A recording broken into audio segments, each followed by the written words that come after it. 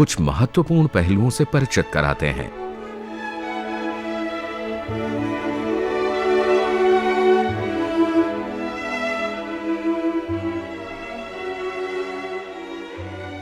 कार्य के प्रारंभ में जिले के सभी प्रकार के सेंटर्स की एक सूची तैयार करें, जैसे genetic clinic, ultrasound clinic, imaging centre, genetic counselling centre, genetic laboratory. Centre से संबंधित सभी सरकारी दस्तावेजों की जांच करें। सेंटर्स की सूची का समुचित प्राधिकारी के पास उपलब्ध विभागीय सूची से मिलान कर जांच करें। समुचित प्राधिकारी के कार्यालय में निरंतर जाएं, अपनी सूची को बराबर अपडेट करें। पंजीकरण के लिए आए नए आवेदनों के बारे में पता करें। सेंटर्स की सूची तैयार करने तथा इसे संबंधित दस्तावेजों से मिलान कर जांच करने से पता चलता है कि कितने सेंटर्स पीसीपीएनडीटी एक्ट के तहत पंजीकृत हैं।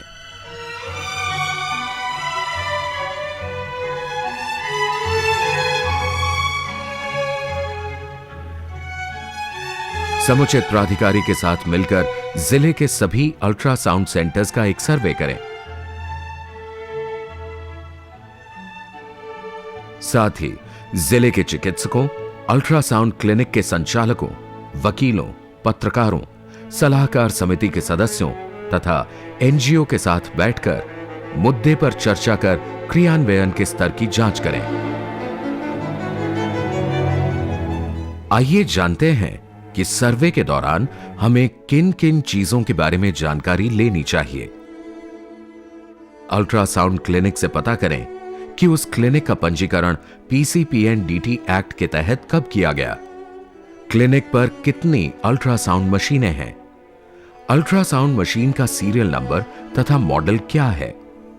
अल्ट्रासाउंड मशीन चलाने वाले व्यक्ति का नाम व योग्यता क्या है।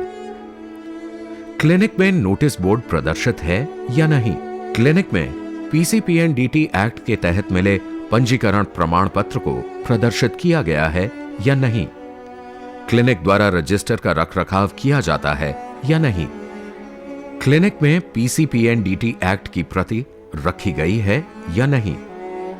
क्लिनिक द्वारा यदि कर्मचारी, जगह, पता या मशीन में बदलाव किया गया है तो क्या इसकी सूचना समुचित प्राधिकारी को दी गई है। अल्ट्रासाउंड जांच के लिए आने वाली गर्भवती महिला का फॉर्म F भरा जाता है या नहीं। ये तो थी क्लिनिक से जुड़ी बातें। अब हम पता करते हैं कि हमें जिले में बनी सलाहकार समितियों के बारे में क्या क्या जानकारियां लेनी चाहिए। जिले में बनी सलाहकार समिति के बारे में पता करें कि क्या इसका गठन सही ढंग से किया गया है। समिति के सदस्य कौन कौन हैं? क्या समिति के सदस्य प्रत्येक बैठक के लिए आते हैं? क्या बैठक नियमित रूप से 60 दिनों के अंतराल पर आयोजित की जाती है? क्या समिति के सदस्यों की राय नए पंजीकरण देने, नवीकरण करने या आवेदन को अस्वीकार करने में ली जाती है? अब हम जमीनी स्तर पर काम कर रही तारा आहलूवालिया से सर्वे से संबंधित उनके अनुभव के बारे में जानकारी लेते हैं। मैंने जाके और हर क्लिनिक पे ये देखा कि क्या नियमों का पालन उस क्लिनिक पे हो रहा है या नहीं। तो मैंने पाया कि हर एक क्लिनिक कहीं न कहीं किसी न किसी अनियमितता से गुजर रहा था। जैसे डॉक्टर जो सोनोग्राफी कर रहा है तो एक्सपीरियंस सर्टिफिकेट किसी और का लग रहा है, क्वालिफाइड डॉक्टर नहीं है, बोर्ड्स नहीं लगे हैं, फॉर्म F जो हर महीने 4-5 तारीख को भेजा जाना चाहिए, 6-6 वर्षों से सरकारी हॉस्पिटल से फॉर्म F नहीं भेजे जा रहे हैं। CMHO से जाके जब बातचीत किया तो पिछले 6-6 वर्षों से वही सलाहकार समिति जिले में काम कर रही है। हम एक दूसरे कार्यकर्ता डॉक्टर वीरेंद्र विद्रोही से जानते हैं कि इन सब अवहेलनाओं के अलावा और किस प्रकार की गंभीर अवहेलना क्लिनिक द्वारा की जा सकती है। जब पहली बार हमने हमारे जिले में ये जानकारी एकत्र करने की कोशिश की तो उनको पता चला कि 4 सोनोग्राफिक सेंटर ऐसे हैं कि जिस व्यक्ति के नाम से पंजीकृत हैं वो व्यक्ति उस जिले में रहता ही नहीं, उसको अलवर जिला छोड़े ही 6-6, 7-7 साल हो गए और मजे से वो सोनोग्राफिक सेंटर चल रहे हैं। पीसीपीएनडीटी एक्ट के अमल में एक सबसे महत्वपूर्ण कड़ी जिले में नियुक्त समुचित प्राधिकारी होता है। इसके पास पीसीपीएनडीटी एक्ट के तहत पंजीकृत क्लिनिकों से संबंधित सभी रिकॉर्ड उपलब्ध होते हैं। सर्वे के दौरान अल्ट्रासाउंड क्लिनिक से जगह, पंजीकरण, मशीन व इसे चलाने वाले व्यक्ति से संबंधित एकत्रित जानकारियों की जांच विभागीय दस्तावेजों से करना अत्यंत आवश्यक है। समुचित प्राधिकारी के पास उपलब्ध फॉर्म H से अल्ट्रासाउंड क्लिनिक के रिकॉर्ड की जांच करें। परंतु ये फॉर्म H क्या है? फॉर्म H अल्ट्रासाउंड क्लिनिक के आवेदन की स्थिति का स्थायी रिकॉर्ड होता है, जैसे क्या क्लिनिक को समुचित प्राधिकारी द्वारा पंजीकरण प्रमाण पत्र दिया गया, इसका नवीकरण किया गया या इसके आवेदन को अस्वीकार कर दिया गया। समुचित प्राधिकारी के पास क्लिनिक द्वारा कर्मचारी, जगह, पता तथा मशीन में बदलाव से संबंधित सूचना पत्रों द्वारा भेजी जाती है। इन पत्रों की जांच करें। अब एक सामाजिक संस्था के प्रतिनिधि राजन चौधरी से जानते हैं कि शुरुआत में उनके जिले में क्लिनिक से संबंधित रिकॉर्ड की स्थिति क्या थी। वो समझने के बाद उन्होंने ये कहा ठीक है हम साथ मिलकर काम कर सकते हैं, लेकिन अपनी सुविधा अनुसार वो समय देते थे, हमें उसमें भी कोई दिक्कत नहीं थी। लेकिन एक विशेष जो बात थी कि पीसीपीएनडीटी एक्ट के तहत संस्थाएं सोनोग्राफी सेंटर्स रजिस्टर्ड किए गए, लेकिन उनका कोई रिकॉर्ड नहीं हुआ। एक फाइल जिसमें मात्र 4 कागज़।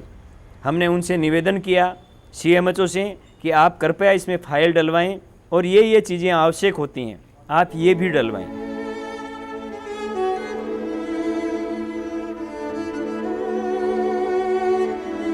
सबसे पहले हम सामाजिक कार्यकर्ता कुलविंदर से पता करते हैं कि क्लिनिक की कार्यप्रणाली की निगरानी करके जिले में क्या बदलाव दिखा। वो फार्म F लगातार भर रहे हैं, भेज रहे हैं क्योंकि उनको ये लगता है कि कोई ना कोई है जो उनके ऊपर निगरानी रखे हुए है। अगर वो 5 तारीख को मान लीजिए फार्म F नहीं भेजते हैं तो 6 तारीख को कोई ना कोई संस्था का प्रतिनिधि उनसे जरूर पूछेगा कि क्या कारण है कि उन्होंने इस बार फार्म F नहीं भेजा है। इसी प्रकार जो CMHO है, समुचित प्राधिकारी है, उनको भी ये लगता है कि अगर हमने एडवाइजरी कमेटी की बैठक नहीं बुलाई या समय पर नहीं बुलाई तो संस्थान वाले आके उनसे जरूर तलब करेंगे कि क्या कारण है इस बार सलाहकार समिति की बैठक नहीं हुई है। इस प्रकार पूरे जैसलमेर में अगर हम देखें तो उनके ऊपर कानून का क्रियान्वयन तो हो ही रहा है, लेकिन डॉक्टर्स के ऊपर, समुचित प्राधिकारी के ऊपर और सभी को अपनी अपनी जिम्मेदारी का एहसास होते हुए संस्थान का भी एक भय बना हुआ है कि ये संस्थान जो है ये पीसीपीएनडीटी कानून के ऊपर काम कर रही है। अगर हम इस कानून के तहत कहीं भी उल्लंघन करेंगे तो हमें इस बात का जरूर कहीं किसी ना किसी को जवाब देना होगा। जिन बातों को हमने सर्वे द्वारा पता किया है, ये देखना जरूरी है कि क्या वास्तव में क्लिनिक द्वारा इन बातों का ध्यान दिन प्रतिदिन के कामों में रखा जाता है या नहीं। ये जानने के लिए अचानक निरीक्षण व नियमित जांच के दौरान पता करें। क्या क्लिनिक द्वारा अल्ट्रासाउंड टेस्ट के लिए आने वाली प्रत्येक गर्भवती महिला का फॉर्म F भरा जाता है? क्या क्लिनिक भरे हुए फॉर्म F को प्रत्येक माह की 5 तारीख से पहले समुचित प्राधिकारी को नियमित रूप से भेजता है?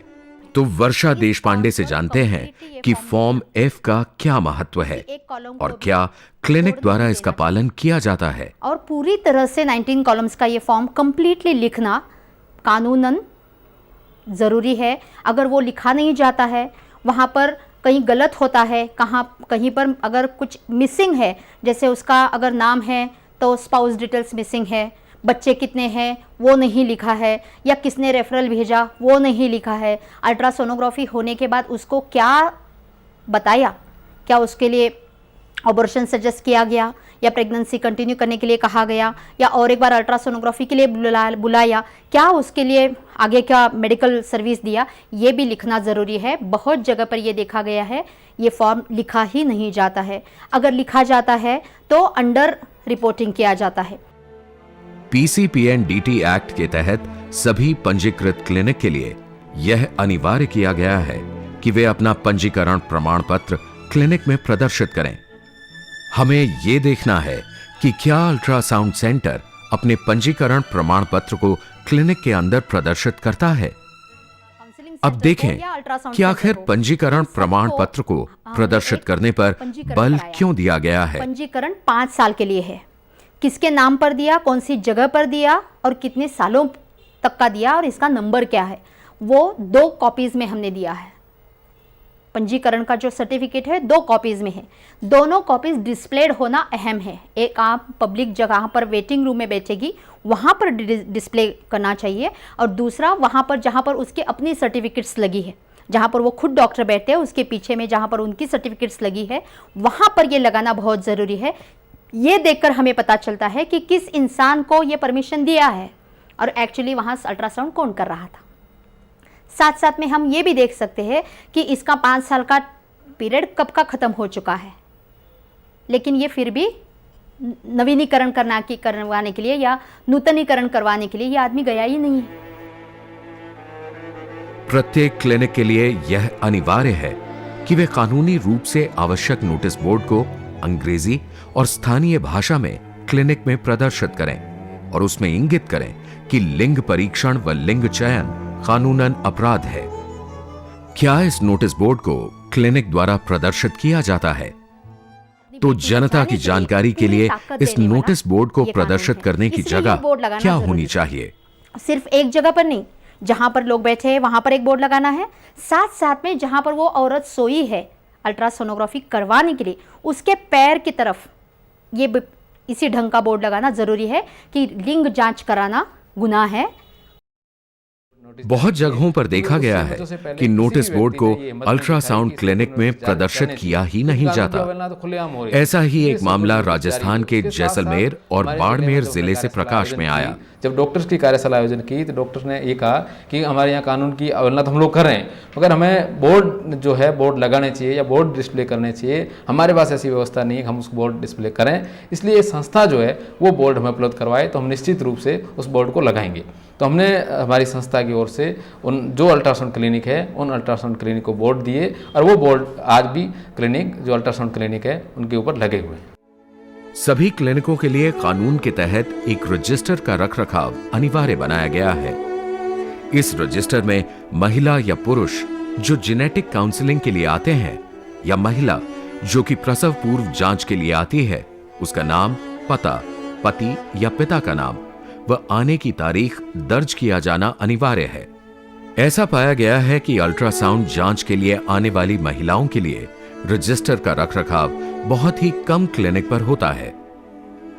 प्री इम्प्लांटेशन जेनेटिक डायग्नोसिस या प्रीनेटल डायग्नोस्टिक टेस्ट जैसे amniocentesis, chorionic villi biopsy, foetal skin या ऑर्गन बायोप्सी या कोडोसेंटेसिस करने से पहले एक लिखित सहमति पत्र फॉर्म जी का मरीज की भाषा में भरा जाना अनिवार्य है। देखा गया है कि इन तकनीकों द्वारा, जिन्हें इन्वेजिव टेक्निक्स के नाम से जाना जाता है, प्रसव पूर्व जांच के लिए आने वाली महिलाओं के लिए इस फॉर्म को बहुत कम भरा जाता है। आइए सहमति पत्र से संबंधित कुछ खास बातों पर नजर डालते हैं। औरत अल्ट्रासाउंड करवाने के लिए जा रही है या जेनेटिक काउंसलिंग लैब का एक सर्विस लेने जा रही है या जेनेटिक काउंसलिंग लैब में काउंसलिंग सेंटर में जा रही है, उसका कंसेंट लेना बहुत ज़रूरी है। उसकी सम्मति होना, सहमति होना कि मैं यहाँ पर आई हूँ अपनी अच्छाई के लिए, अपने बच्चे के अच्छाई के लिए, ना कि मैं लड़का लड़की देखने के लिए आई हूँ। मैं PCPNDT कानून को पूरी तरह से जानती हूँ। लिंग जांच कराना ये गलत है, मुझे पता है, और मैं ये करवाने नहीं आई हूँ। मैं अपनी सेहत ठीक है कि नहीं ये देखने के लिए आई हूँ। ये सहमति का फॉर्म उसकी अपनी लैंग्वेज में होना बहुत ज़रूरी है और उसका साइन होना, वहाँ डेट लिखा जाना। और अगर वो इलिटरेट है, वो अगर अंगूठा छाप है, अंगूठा लगाती है, तो जिसने भी इसको ये समझाया पढ़ाया उसका भी साइन वहाँ पर होना बहुत ज़रूरी है। अल्ट्रासाउंड टेस्ट के संबंध में प्रत्येक गर्भवती महिला का घोषणा पत्र लिया जाता है। यह घोषणा पत्र फॉर्म F का भाग होता है। देखें, क्या इसे भरकर महिला का हस्ताक्षर या अंगूठे का निशान लिया जाता है? दूसरी बात,